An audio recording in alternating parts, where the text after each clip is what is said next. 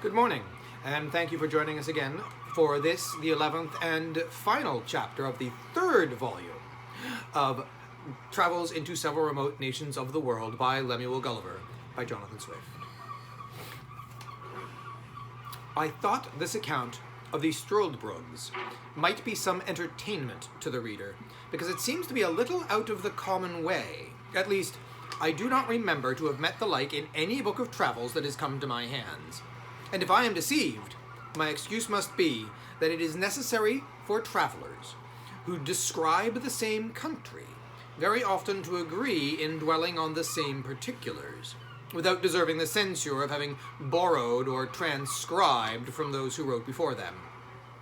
There is indeed a perpetual commerce between this kingdom and the great empire of Japan, and it is very probable that the Japanese authors may have given some account of the Struldbrugs, but my stay in Japan was so short, and I was so entirely a stranger to the language that I was not qualified to make any inquiries.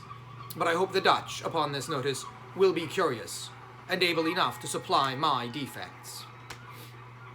His Majesty, having often pressed me to accept some employment in his court, and finding me absolutely determined to return to my native country, was pleased to give me his license to depart, and honored me with a letter of recommendation, under his own hand, to the Emperor of Japan.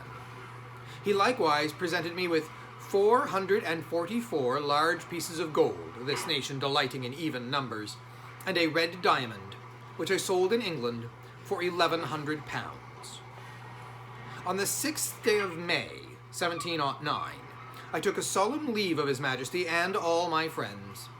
This prince was so gracious as to order a guard to conduct me to Glangulstald, which is a royal port to the southwest of the island. In 6 days, I found a vessel ready to carry me to Japan, and spent 15 days on the voyage. We landed at a small port town called Shamoshi, situated on the southeast part of Japan. The town lies on the western point, where there is a narrow strait leading northward into a long arm of the sea, upon the northwest part of which Yedo, the metropolis, stands. At landing, I showed the custom house officers my letter from the King of Luganag to His Imperial Majesty. They knew the seal perfectly well. It was as broad as the palm of my hand. The impression was a king lifting up a lame beggar from the earth. The magistrates of the town, hearing of my letter, received me as a public minister.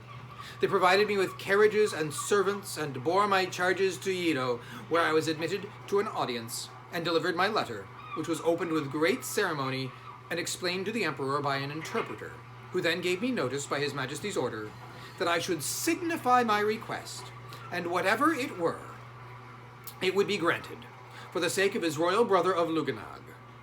Well, this interpreter was a person employed to transact affairs with the Hollanders.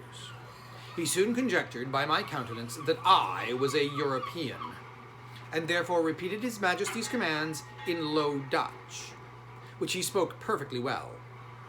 I answered, as I had before determined, that I was a Dutch merchant, shipwrecked in a very remote country, whence I had traveled by sea and land to Luganag, and then took shipping for Japan, where I knew my countrymen often traded. And with some of these I hoped to get an opportunity of returning into Europe.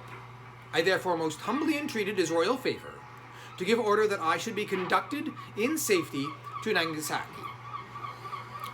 To this I added another petition, that for the sake of my patron, the King of Luganag, His Majesty would condescend to excuse my performing the ceremony imposed on my countrymen of trampling upon the crucifix, because I had been thrown into his kingdom by my misfortunes without any intention of trading.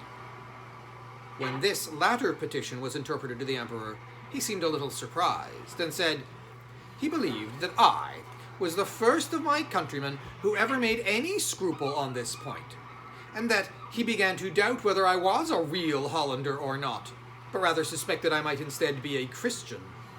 However, for the reasons I had offered, but chiefly to gratify the King of Luganag by an uncommon mark of his favor, he would comply with the singularity of my humor, but the affair must be managed with dexterity, and his officers should be commanded to let me pass, as it were, by forgetfulness. for he assured me that if the secret should be discovered by my countrymen the Dutch, they would cut my throat in the voyage. I returned my thanks by the interpreter for so unusual a favor, and some troops, being at that time on their march to Nagasaki, the commanding officer had orders to convey me safe thither, with particular instructions about the business of the crucifix. On the 9th day of June, 1709, I arrived at Nagasaki after a very long and troublesome journey. I soon fell into the company of some Dutch sailors belonging to the Amboina of Amsterdam, a stout ship of 450 tons. I had lived long in Holland, pursuing my studies at Leyden, and I spoke Dutch well. The seamen soon knew from whence I came last. They were curious to inquire into my voyages and my course of life. I made up a story as short and probable as I could, but concealed the greatest part. I knew many persons in Holland, and I was able to invent names for my parents, whom I pretended to be obscure people in the province of Gelderland. I would have given the captain, one Theodorus van Groot, what he pleased, to ask for my voyage to Holland, but understanding I was a surgeon, he was contented to take half the usual rate, on condition that I would serve him in the way of my calling.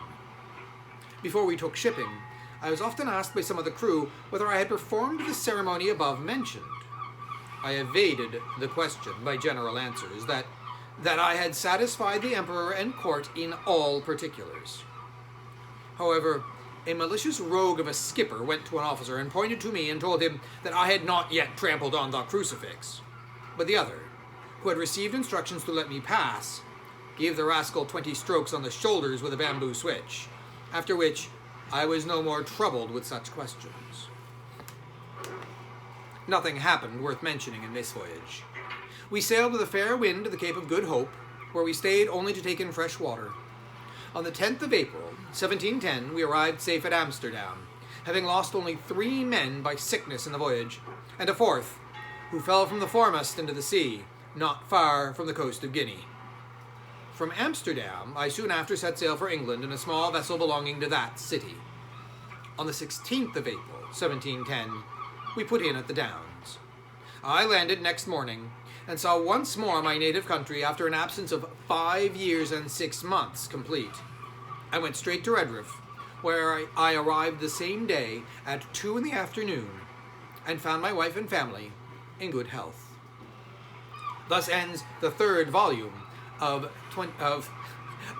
Gulliver's Travels Around the World. Thank you for joining us. The 4th volume and final volume comes next.